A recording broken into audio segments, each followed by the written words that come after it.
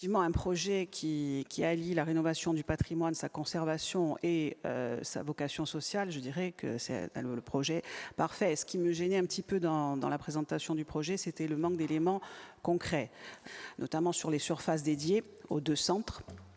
Et aussi, vous avez explicité un petit peu plus ce qu'était un centre maternel et un centre parental. Ce n'est pas seulement de l'accueil ou de l'encadrement ou du conseil, on est vraiment sur de l'hébergement 7 jours sur 7, jour et nuit, je dirais.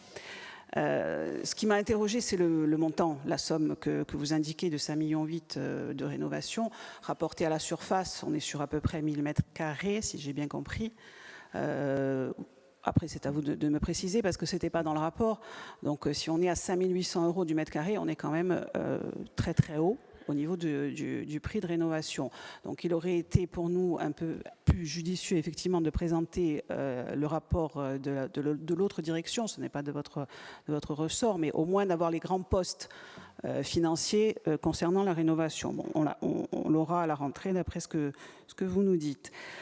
Concernant le projet en lui-même, on aurait aimé aussi avoir les besoins, s'ils ont été répertoriés par les services sociaux en termes de nombre de places. Est-ce que le nombre de places créées va répondre aux besoins et de quel bassin de population on parle? Est-ce que ça sera suffisant pour la Corse du Sud ou pas? Voilà. Est-ce que vous avez déjà anticipé là-dessus? Ensuite, sur le fonctionnement, au niveau des associations, je vous ai posé la question parce que ce type de fonctionnement nécessite un personnel très formé.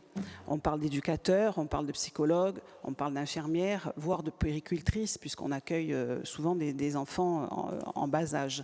Donc, est-ce que les associations existent déjà sur Ajaccio, ou est-ce que vous pensez faire un appel à projet dans le laps de temps qui semble assez long d'ailleurs, jusqu'à la réalisation du projet, parce qu'on ne peut pas du jour au lendemain dire on va monter le projet sans savoir si, vous l'avez dit vous-même, vous avez du mal à recruter dans le médico-social, est-ce qu'on aura les moyens de faire fonctionner ces 2 centres?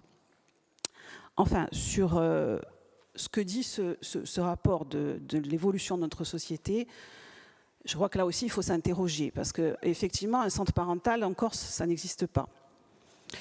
Peut-être parce que notre société était telle qu'elle était, solidaire, que la cellule familiale était voulait encore dire quelque chose, et que l'évolution de la société fait qu'aujourd'hui, on va avoir besoin d'un centre, et tant mieux si on anticipe.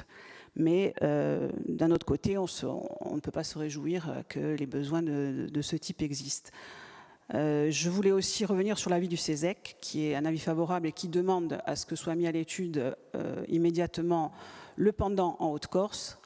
Vous savez, enfin je pense que vous deviez vous rendre sur Bastia, le foyer Marie-Asté, là, qui est sur Bastia, qui accueille des jeunes mamans ou des jeunes femmes en difficulté ou victimes de violences, est hébergé dans des locaux très vétustes et souvent saturés. Donc, est-ce que là, de ce côté-là aussi, vous avez avancé sur les prospectives et les projets?